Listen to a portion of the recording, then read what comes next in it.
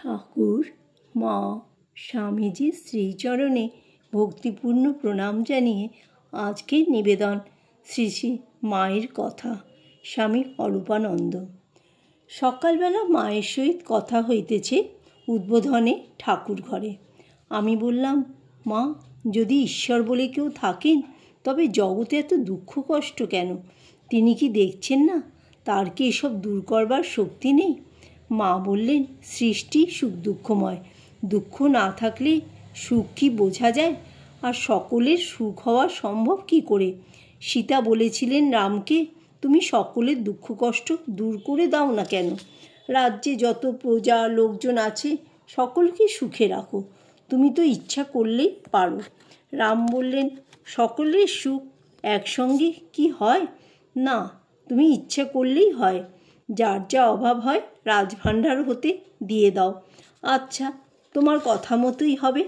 তখন লক্ষ্মণকে ডাকিয়া বলিলেন, যাও, রাজ্য মধ্যে সকলকে জানাও, যার যা অভাব থাকে চাইলেই রাজকোষ হতে পাবে। সকলে সংবাদ পেয়ে এসে দুঃখ জানালে। রাজকোষ অবারিত, বেশ সকলে সুখে দিন কাটাতে লাগলো। রামের এমনই মায়া যে শীঘ্র যে দালানে রাম সীতা থাকতেন তার ছাদ ফেটে জল পড়তে আরম্ভ হলো। মেরামতির চেষ্টায় লোকজন ডাকতে পাঠালেন। কোথায় লোকজন? কুলি মজুর কি আর আছে? রাজ্য মধ্যে কুলি মজুরের অভাবে প্রজাদের ঘর দরজা কাজ কর্ম সব নষ্ট হতে চলেছে, প্রজারা জানালে। তখন নিরুপায় হয়ে সীতা রামকে বললেন, আর ভিজে ভিজে কষ্ট সহ্য হয় না, যেমনটি ছিল তুমি তেমনটি করে দাও, তাহলে কুলি মজুর সব মিলবে। সকলের একসঙ্গে সুখ হওয়া সম্ভব নয়। রাম বললেন, তথাস্তু। তখন দেখতে দেখতে সব পূর্বের মতো হলো। কুলি মজুর মিস্ত্রি সব মিলল। সীতা বললেন, ঠাকুর, এই সৃষ্টি তোমারই অদ্ভুত খেলা। চিরদিন কেউ সুখী থাকবে না, সব জন্ম কারো দুঃখে যাবে না। যেমন কর্ম তেমন ফল, তেমন যোগাযোগ হয়। আমি বললাম, সবই কর্ম থেকে হয়? মা বললেন, কর্ম না তো কি, দেখছো না, এই যে ম্যাথর বিষ্ঠার ভার বইছে। আমি বললাম, এই ভালো মন্দ কর্মপ্রবৃত্তি প্রথম কোথা থেকে আসে? এ জন্মে বলবে তার পূর্বজন্ম থেকে, সে জন্মে আবার তার পূর্বজন্ম থেকে, আদি কোথা? মা বললেন, ঈশ্বর ইচ্ছা ছাড়া কিছুই হবার সাধ্য নেই, তৃণটিও নড়ে না। যখন জীবের সুসময় আসে তখন ধ্যান চিন্তা আসে, কুসময় কুপ্রবৃত্তি কুযোগাযোগ হয়। তার যেমন ইচ্ছা তেমনি কালে সব আসে, তিনি তার ভেতর দিয়ে কার্য করেন। নরেনের কি সাধ্য? তিনি তার ভেতর দিয়ে সব করবেন বলে তো নরেন সব করতে পেরেছিল। ঠাকুর যেটি করবেন তার ঠিক করা আছে, তবে ঠিক ঠিক যদি কেউ ওর ওপর ভার দেয় উনি তা ঠিক করে দেবেন। সব সয়ে যেতে হয়, কারণ কর্মানুসারে সব যোগাযোগ হয়, আবার কর্মের দ্বারা কর্মের খণ্ডন হয়। আমি বললাম, কর্মের দ্বারা কর্মের খণ্ডন হয়? মা বললেন, তা হবে না। তুমি একটি সৎকার্য করলে, তাতে তোমার পাপটুকু কেটে গেল। ধ্যান জপ ঈশ্বর চিন্তায় পাপ কাটে। মির্জাপুর স্ট্রিটে একটি ছেলের উপর নাকি মৃত আত্মাদের আবেশ হয়। উদ্বোধনের দেহ কেহ কেহ পূর্বদিন উহা দেখিতে গিয়াছিলেন, সেই কথা উঠিল। আমি জিজ্ঞাসা করিলাম, আচ্ছা, প্রেতদেহে কতদিন থাকতে হয়? মা বললেন, উন্নত পুরুষ ছাড়া আর সকলকে 1 বছর প্রেতজনিতে থাকতে হয়। তারপর গয়ায় পিণ্ডদান মহোৎসব, তাদের উদ্দেশ্যে এসব করলে প্রেতজনি মুক্ত হয়ে ভগবানের কাছে যায়, অথবা অন্যান্য লোকে গিয়ে সুখটুকু ভোগ করে। আবার কালে বাসনা অনুসারে জন্ম হয়, কারো বা সেখান থেকেই মুক্তি হয়। তবে ইহজন্মের কিছু সুকৃতি থাকলে প্রেতদেহেও চৈতন্য একেবারে হারায় না। মা বৃন্দাবনে সেই বৈষ্ণব ভূতের কথা বলিলেন। আমি বললাম, গয়ায় পিণ্ড দিলেই কি ভগবানের কাছে যায়? মা বললেন, হ্যাঁ, যায়। আমি বললাম, তবে আর ভজন সাধনের কি দরকার?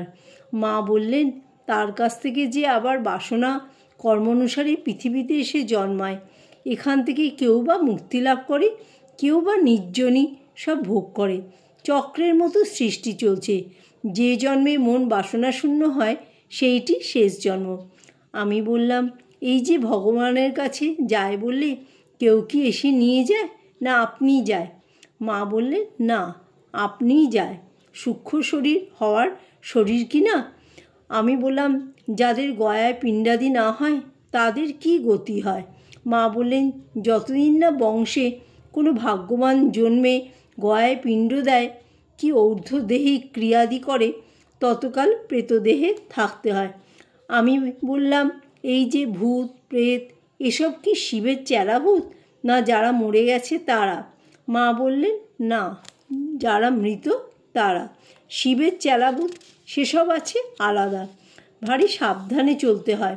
প্রত্যেক কর্মের ফল ফলে। কাউকে কষ্ট দেওয়া, কটু বলা ভালো নয়। আমি বললাম, মা, নিম গাছেও আম ফলে না আর আম গাছেও নিম ফলে না। যার যেমনটি হবার তার তেমনটি হয়। মা বললেন, ঠিক বলেছ বাবা, কালে ঈশ্বর টিশ্বর কিছু থাকে না। জ্ঞান হলে মানুষ দেখে ঠাকুর ঠুকুর সবই মায়া, কালে আসছে যাচ্ছে। সকালবেলা আবার মায়ের সঙ্গে কথা হইতেছে।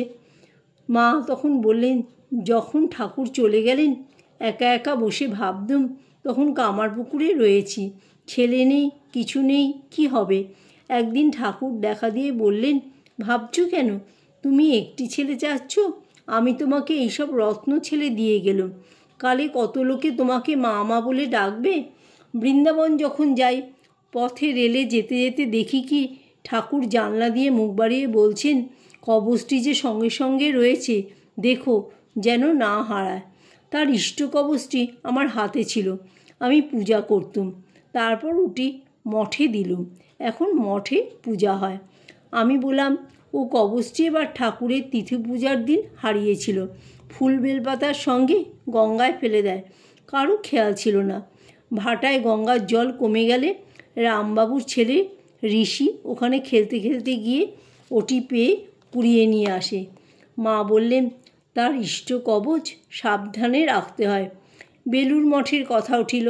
মা বললেন, আমি কিন্তু বরাবরই দেখতুম ঠাকুর যেন গঙ্গার ওপারে ওই জায়গাটিতে যেখানে এখন মঠ, কলাবাগান টাগান, তার মধ্যে ঘর, সেখানে বাস করছেন। মঠের নতুন জমি কেনা হলে পর নরেন একদিন আমাকে নিয়ে জমির চতুর্সীমা ঘুরে ঘুরে দেখালে, বললে, মা, তুমি আপনার জায়গায় আপন মনে হাঁপ ছেড়ে বেড়াও।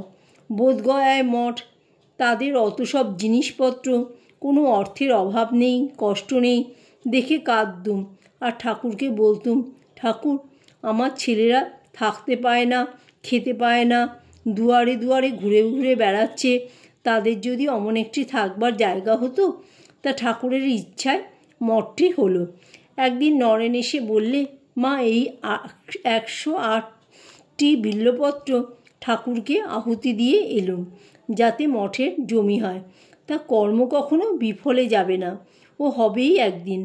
রাত্রি খাইবার পর উপরে পান আনিতে গিয়া শুনি মা বলিতেছেন, নরেন বলছিল, মা, আমার আজকাল সব উড়ে যাচ্ছে, সব দেখছি উড়ে যায়। আমি বললুম, দেখো দেখো, আমাকে কিন্তু উড়িয়ে দিও না। নরেন বললেন, মা, তোমাকে উড়িয়ে দিলে থাকি কোথায়? যে জ্ঞানে গুরুপাদপদ্ম উড়িয়ে দেয় সে তো অজ্ঞান, গুরুপাদপদ্ম উড়িয়ে দিলে জ্ঞান দাঁড়ায় কোথায়?